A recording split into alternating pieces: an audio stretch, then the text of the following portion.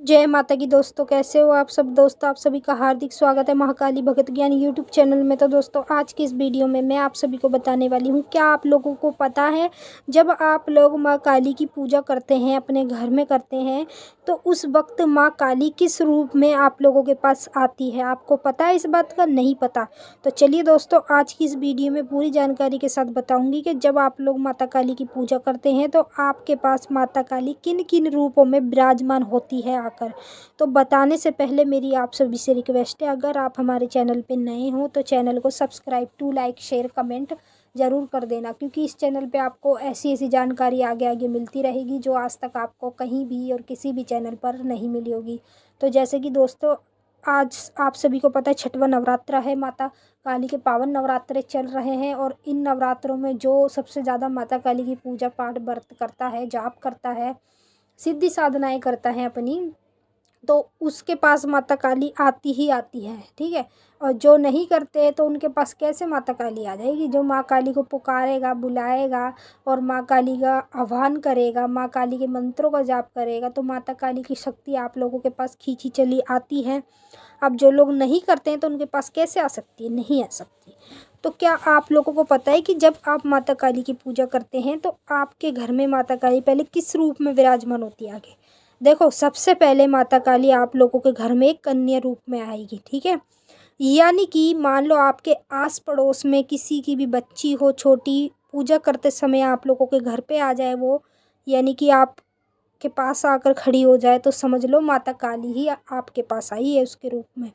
तो उस वक्त आपको उस बच्ची के पैर ज़रूर छूने चाहिए और उस बच्ची को आप लोगों को कभी भी अपने घर से भगाना नहीं चाहिए, क्योंकि वो जो बच्ची आई है पूजा करते समय, वो बच्ची नहीं है, वो माता काली ही उसका रूप लेकर आप लोगों के पास आई है। और जब वो चले जाएगी तो समझो, वो बच्ची चले गई तो समझ लो माँ काली भी चले जाएगी आपको देखकर।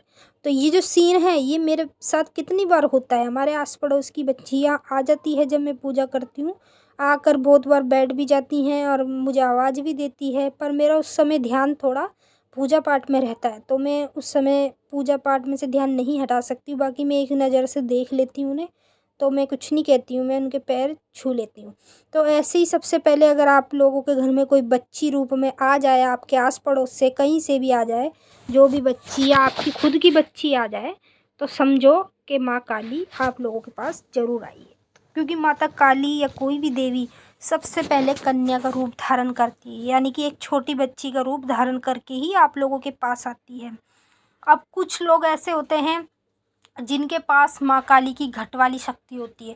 घट वाली शक्ति का मतलब होती है दोस्तों, जो मन में से बोलती है। ठीक है। अगर हम किसी भी चीज़ का सवाल करते हैं माता काली से, तो वो हमारे मन में से आवाज़ आएगी कि भाई इस काम को तू ऐसे कर ले। जैसे हम किसी काम के लिए माँ काली से बोल रहे हैं, तो उसकी आवाज़ आप लोगों को आएगी कि हम बोलेंगे माँ हमारा ये काम करा दो, कैसे होएगा ये काम, तो वो आपको बताएगी कि ये काम ऐसे नहीं वैसे होएगा।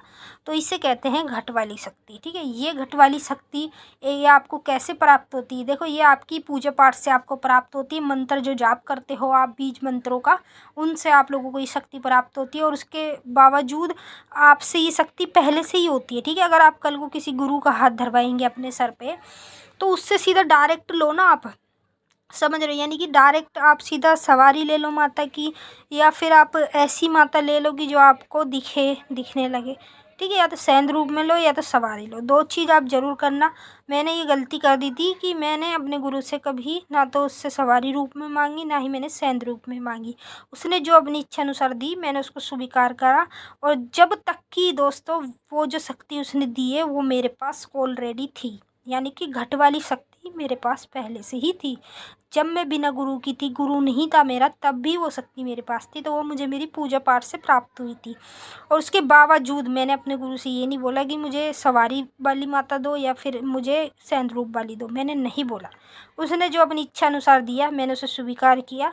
पर उसने जो मेरे साथ किया उसे कहीं ना कहीं भगवान दिखाएगा ही दिखाएगा, ऐसी बात नहीं है। जो पूजा पाठ करते हैं और मन में कपट रखते हैं उनको कहीं ना कहीं भगवान जरूर दिखाता है। तो सबसे पहले माता काली आपके घर में कन्या रूप में विराजमान होएगी। या फिर आप लोगों को सपने के माध्यम में अपने दर्शन देकर जाएंगी। चाहे कन्या रूप में दे, चाहे एक औरत के रूप में दे, चाहे फिर एक बूढ़ी औरत के रूप में दे, किसी के भी रूप में माँ काली आपको नज़र आएगी। बस एक जेंट्स को छोड़ के, जेंट्स के रूप में कभी माता नज़र नहीं आएगी। एक बच्ची दिख जाए या कोई औरत दिख जाए या कोई बूढ़ी औरत दिख जाए या फिर आपको मूर्ति दिख जाए माता काली की, तो समझ लो माता काली आप लोगों के पास इसी रूप में विराजमान है। ठीक है, इसका असली अर्थ यही होता है माँ काली आपको किस किस रूप में दिखाई देती है, जैसे मैंने आपको बताया बिल्कुल क्लियर तरीके से। ठीक है, इन रूपों में आपको माता काली हर वक्त हर समय नज़र आती रहेगी और इसके अलावा और कोई माँ का रूप नहीं होता। बस माँ का यही रूप है जिस रूप में वो अपने भक्तों के पास जाती है। और यहाँ तक कि जो सिद्धि साधना करे हुए लोग होते हैं उनको तो सेंध रूप में ही दिखती है, अपने ही सेंध रूप में। तो चलिए दोस्तों, मैंने आप सभी को बिल्कुल अच्छे से समझा दिया है आपको किस रूप में माँ काली विराजमान दिखती है आप लोगों के पास। तो अब हम आपसे मिलेंगे नेक्स्ट वीडियो में। तो चलिए दोस्तों, जय माता की, ओम नमः शिवाय, हर हर महादेव।